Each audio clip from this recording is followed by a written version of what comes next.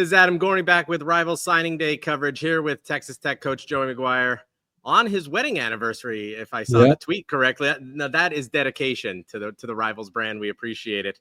What has been the last month been like for you? Just traveling constantly, probably on the road, portal, everything. And does the calendar need to change? Do you just accept your fate as it is? Kind of both. Well, first, it's been crazy. It's been awesome. This last 3.5 weeks we've been on the road recruiting, or last month. December, it was good that we closed December to where we could just bring in, we signed the group a week earlier. We ended up signing, I think, 19 high school seniors. And then, it was good to have it closed where we just brought in portal guys, and got ready for the bowl game. Bowl game didn't turn out the way we wanted it, but I will tell you the recruiting class with our incoming freshmen and our recruiting class with our transfer portal turned out exactly the way we wanted it. We're excited about that. That last question, I think something's got to change. We've talked, the coaches voted to move the portal into January. I think it's January 2nd through 12th.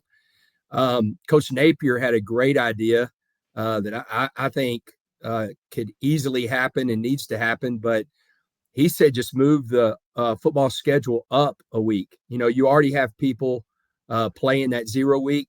I remember it used to be a deal in Texas high school football. You had 0 week, and then you had a bye if you wanted. Now it's just week 1. That's when everybody starts, and I think if you do that, then you're moving everything up. And now there's a farther and farther, there's a bigger break between the end of season, the portal window, and you're going to get almost everything out of the way except for the national championship game. I want to talk about running back. How do you find the next Taj Brooks? Are you kind of in the preference of going for these 5'10", 230-pound backs? Quentin Joyner's a big one coming in. I mean, how do you kind of look at that? And is there some bias there in what you're looking for at running back? Man, I don't know if there is another Taj Brooks. That was a guy that was, I know he's my guy, so I'm very partial to him, but it was frustrating that he didn't get more recognition nationally, as far as being in the semifinalists or finalists, some awards. He's the all-time leading rusher, Texas Tech history, beat 2 guys that won the Doak Walker, moved up 4th, I think, in the Big 12 all-time. But what we did is, we went back to Maynard, Texas, and got another guy.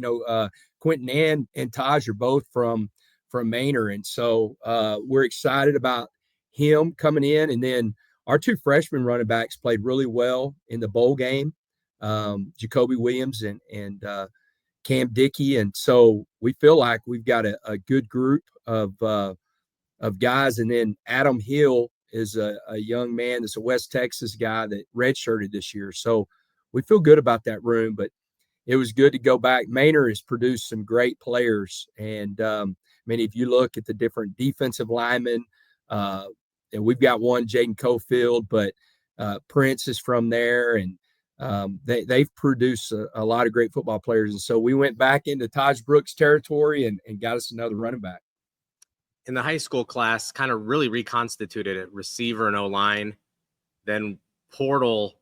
Were those corners just too big and long to pass up, or was that kind of the idea? Do you want kind of an older, more experienced cornerback, and with that length, obviously?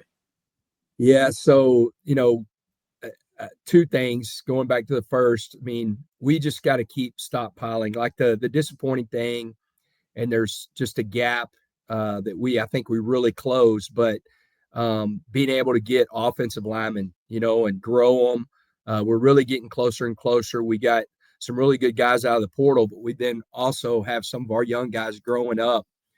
Jacob Ponton from last year's class gave up 1 pressure against Arkansas, and then we were able to add 6 in this class. And, we were probably going to go 4 to 5, but when we got to 5 to 6, there were just too many guys that were too good to pass up in that position. And then we're one of the worst defenses in the country whenever it comes to defending the pass. And so we went and got some guys that can really run, that were really long. And there's a couple guys that's going to be interesting. There's going to be a lot of competition in the spring in secondary. And so there are going to be a couple of guys that have the body to possibly move into safety.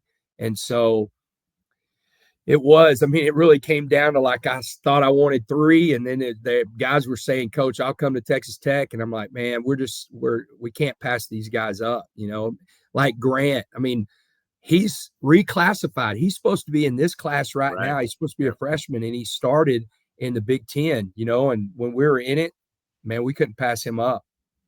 Is there too big for a cornerback? We have this issue with what we do for a living. We fall in love with like these 6'3", 6'2" cornerbacks. And then some, wonder if they turn like a battleship. They're hesitant to move to safety. How do you kind of look at that as a coach? And what would you say to kids that are like a 6'2" cornerback that could be a great safety, but want to stay at corner? Yeah. I think sometimes some of those players get in everybody's made such a selling point that, man, long corners, you could really be a long corner. And without a doubt, I mean, we've played with some long corners. Whenever I got here, we had Malik Dunlap that was, 6'3". Shad was like 6'1".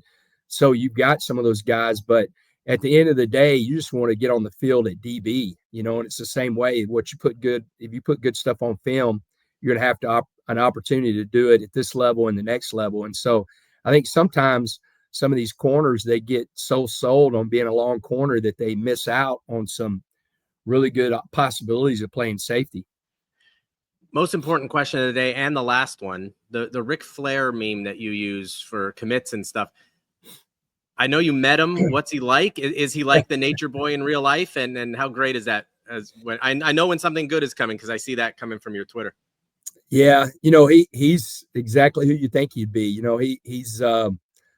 He was bigger than life. It was really cool because I grew up a wrestling fan. The Von Erichs and the Freebirds and then Ric Flair, and I mean, Hulk was a little bit past like my age of loving wrestling, but he really is, man. He was great to meet, and he was bigger than life. And whenever I told him what a fan he was, and I told him, hey, this is what I've done always whenever we get a commit. I mean, it was really cool because he seemed humbled and excited that we did that. Awesome. Joey, thanks so much for joining us again today this year. You bet, man. Thank you.